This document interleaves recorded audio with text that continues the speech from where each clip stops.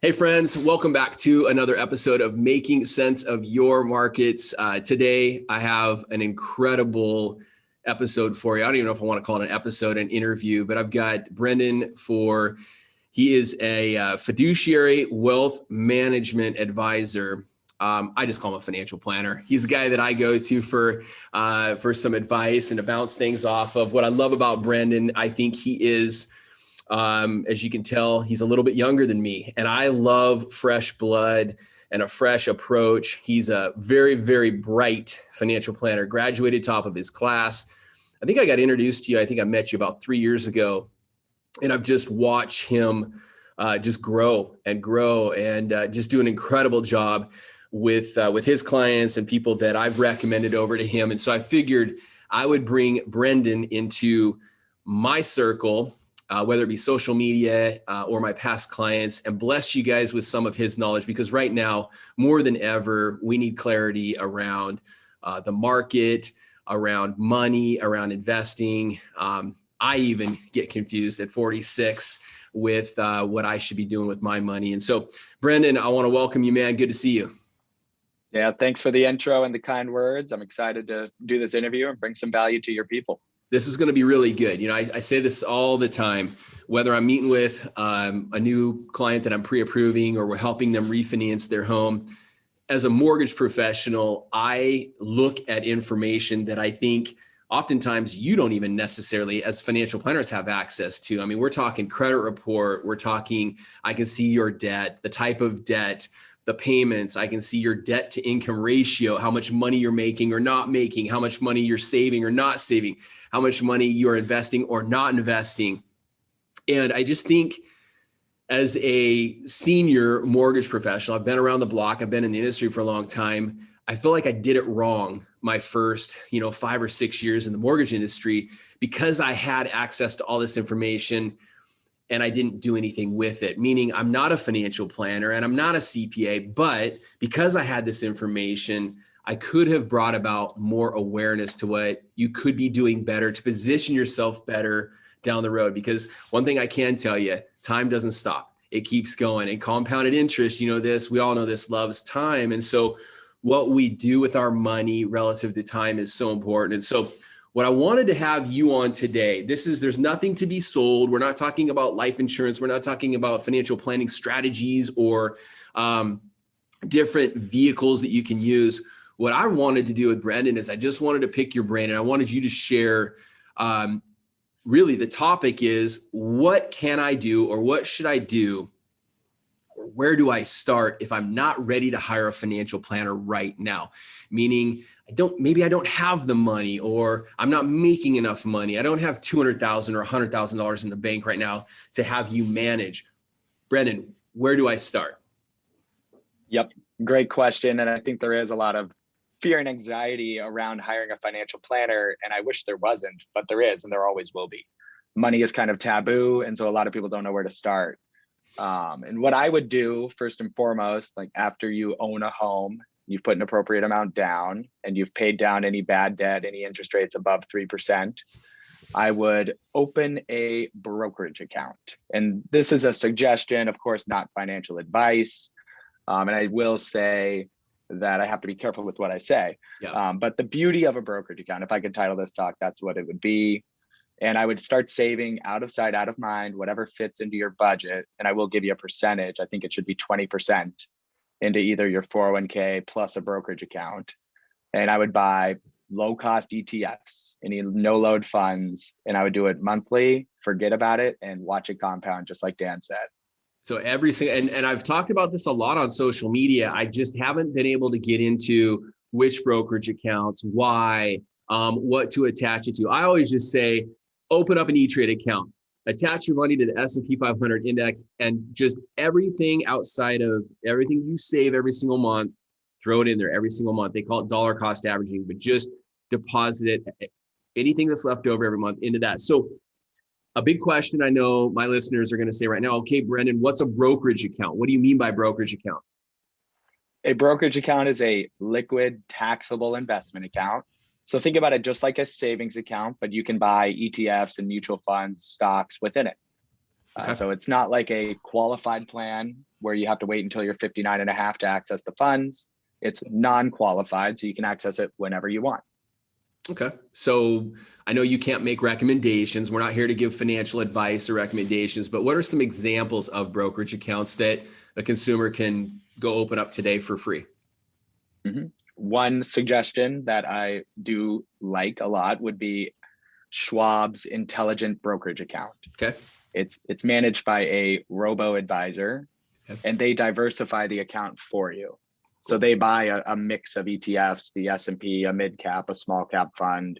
Minimum is $5,000. Okay. And you can just let it run and put money in monthly, out of sight, out of mind, and let it compound. Okay. So, which you're getting to my next question is, now that I've saved up I've listened to your advice, I've paid down my high interest credit card debt. We're actually saving some money now. Now that I have my first $5,000 or $6,000 to invest, what do I do? But before I ask you that question, let's say I don't have $5,000, but I'm saving $200, $300, $400, $500, $600 a month. So in addition to this Schwab account that you just talked about, what's an example of another brokerage account that someone could open up and start putting money into that account? It could be an E-Trade account, a Fidelity account. No matter what, at the end of the day, it's probably going to be a brokerage account of some sort. Yep. Just like the overarching form of the account. And if there's a minimum at a certain platform, you can also just save into cash in the brokerage account before you actually buy funds, which most people don't know. Yep. Yeah. So I would do one of those. Okay, perfect. So guys, E-Trade, Schwab, Fidelity, you can download their apps. You can go and set up an account. I do it. I've done it. I'm doing it for my kids.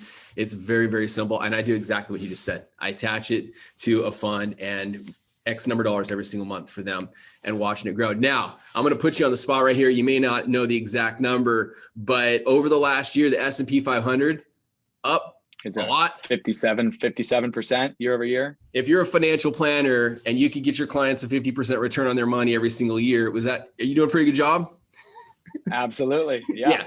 So I want you to hear what I heard. Without a financial planner, you can take your money, open up a free brokerage account, put money into, attach it to the S&P 500 and get a good return. Now, obviously, we're not promising these returns. We're not saying these returns are guaranteed every single year, but I'm just giving you real life examples over the last year. Over the last 30 years, I want to say the S&P has performed right around 8 to 10%. Yep. 8 to 12 is like historical average. There you go. So better than sitting in your checking or savings account. Okay. So perfect. All right. Question number 2. I've got my first $5,000 or $6,000. What do I do? That is when you continue to build on it. I would put it into one of these brokerage accounts, buy the ETFs. The S&P 500 is great, but also don't forget about mid cap or small cap funds. Mid cap and small cap have historically outperformed large cap, which is the S&P. And that's why I love some of these Schwab, Fidelity, E-Trades, because they will diversify it for you. Okay, cool. Awesome. And I know there's going to be some questions around that. That's why we're going to leave your contact info for people to reach out to.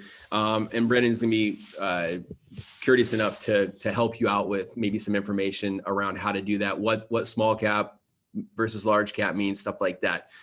So a question that we just got, because I posted this morning that I was going to interview you. Should I open up one of these brokerage accounts or should I fully fund my 401k at work?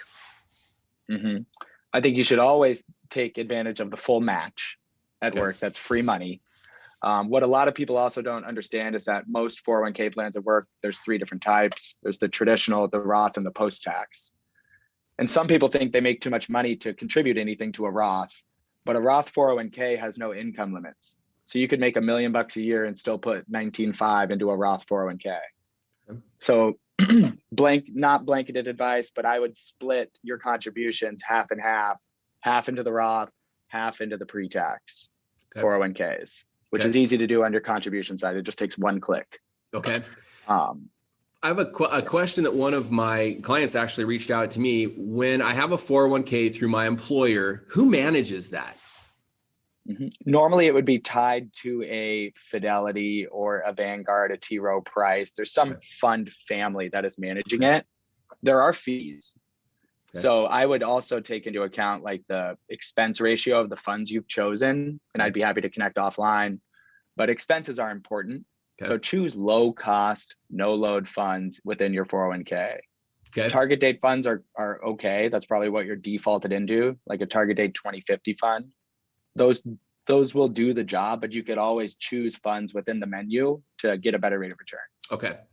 Which kind of brings me to another question. If you don't mind, I'm throwing some questions at you because some people have asked. This is a hot topic right now. I'm getting such a great return in my brokerage account. Should I put money in my brokerage account versus my 401k? Mm-hmm. And I think it's always an and conversation. You should be doing both. Okay. The brokerage account is beautiful because you can access it whenever you want. The 401k, you can have the same exact funds, same returns, but you can't touch it till you're 59 and a half. You do owe capital gains and tax on interest and dividends within the brokerage account, but I think you should do both. And there's no limit on a brokerage account. You can only put 19.5 into a 401k, where you could put $1 million a year into a brokerage account. That's correct. And I encourage all of my clients too. I mean, everyone's employers are different, but if you have an employer match, that's free money, really. It's what you need to look at. So really pay attention to that. That's something that take advantage of situations like that. But awesome answer. Okay, this is a big one. We're going to wrap up with this one and then one other topic. I want to open up an account for my kids. So one of my clients reached out to me. They said, hey, we have two kids under the age of 5, and I want to start opening up accounts for them to build them savings or investment accounts. What's your best advice? What should we do there? You can open up, I love E-Trade for this, open up an account. It could be in your name, but you could buy stocks of whatever they like. If they like McDonald's or if they like Nike, buy shares of that once a month and teach them the importance of owning the companies that they love instead of just the products of the companies that they love. Yep. Also, if you want to get tax efficient, you could do a UTMA account, which means you are forever giving the money to your child, but it's taxed at their tax rate, which is 0. So that's a really cool account. You can Google UTMA account for a child, and that's a great way you can buy whatever you want within the account. It's just taxed at their tax rate, which is 0. Cool. Man, I love that. I haven't not heard of that yet. But I do love your answer because I'm personally doing that. It's funny. We were bored during COVID. And so my wife and I, we had this E-Trade account that I already had that I put some money into it. So I said, hey, pick one stock that you absolutely love, Jenny, or one product or whatever. And of course, she had, just like everyone else did during COVID, bought a Peloton bike. So she went all in on Peloton. It's a winner. Crazy returns. She's winning. Yeah. My daughter loves Lululemon. My son loves Nike. So that's a perfect example. Pick something that you like, Costco, Home Depot, Coca-Cola, where you shop, something you enjoy, and Microsoft. Some of them obviously have different price points attached to them. But that's just incredible advice. I think, I know you can't take credit for that. That's Mr. Buffett's advice, right? Pick 5 or 6 stocks that you love and invest in them every single month, spread it out every single month, right? Exactly. He loved Coca-Cola and he bought a boatload of it. Right. He's doing okay. Yeah. I love that. Okay. This has been super helpful. I absolutely love this stuff. And I love, the fact that you took some time to really dive into this for my clients and friends that follow me. Let's wrap up with none of this matters if you don't know how to budget. And this is what really I'm passionate about and where I can really advise people. And I do. I have a website called budgetwithdan.com, and I teach all my first-time home buyers, and all my clients have access to it. But it's how to create and manage a budget every single month. There's apps that you can use. I'm old school. I still use an Excel spreadsheet, but it's changed my life. And I tell people this all the time. Here's the analogy. Why do you think most of the people that win the lottery and most of the NBA superstars fast forward 5 or 10 years and they're broke? It doesn't matter how much money you have. It doesn't matter how much money you make, whether it's $100,000 a year or $100 million a year. If you don't know how to manage your money, you don't know how to budget, you're going to go broke. So let's wrap up, Brendan, with the importance and your thoughts on best practices around budgeting and your thoughts on budgeting for wealth creation. Yep, you're right. I mean, everything relies on savings and budgeting. Sometimes people don't like the word budget, and I consider it like more of a spending plan. And I keep it simple for my clients, and I tell them that they have to pay themselves first. Love it. Before you pay your mortgage, your rent, everything, pay the future Dan. And the number that I've ran thousands of plans, if you could save 20% and pay the future Dan 20% of your income every month, put it into a brokerage account, a 401k, a Roth, and buy a low cost ETF, you will forever track towards your long-term goals and objectives. And it also builds good habits, because as your income increases, the percentage stays the same. So always save 20%. If you're making 100 grand versus $1 million, it builds good habits to always save that much. And it takes advantage of compound interest early rather than later. Yeah. I love it. That's incredible. I love it. Always pay yourself first. So simple. Let me even make it more simple for you. All right. I don't want to tear up a dollar bill or $100 bill. I think it's illegal, by the way, but let's assume this is a dollar bill. This is what I tell people. This is what I've taught my kids. And this is what I teach my clients. If you can do this, work toward this. This is a dollar bill. Rip it in half. Okay. 50% of your dollar bill, you're given to investments. You're given to a guy like Brendan. You have 50% left. This should be 20 to 30% of that living expenses.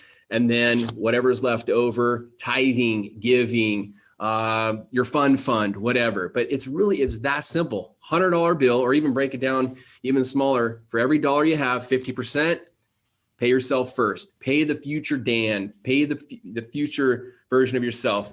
And then what you've got left is the other 50% to live on, to invest, to save, to invest more. I mean, I'm at the point in my life at 46 where I'm saving and investing to the tune of 88%. So 80, almost 90 cents on the dollar is going into investments now.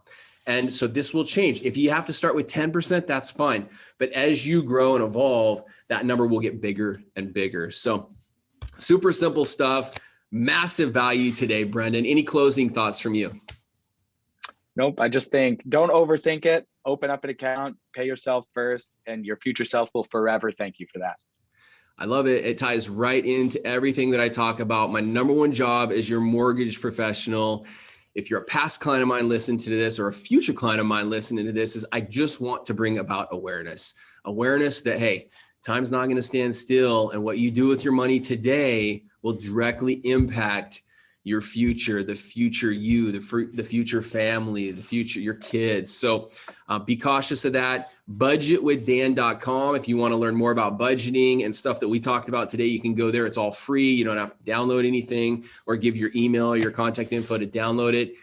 Brendan, what's the best way for my friends, for my clients to reach out to you if they have any questions? LinkedIn is the best. Connect with me, send me a message. Always happy to hop on a quick call and help you with whatever you need.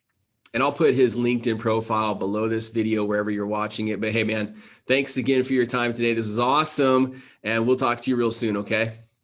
All right, Dan, take care. Thank you. Bye, guys. See you later.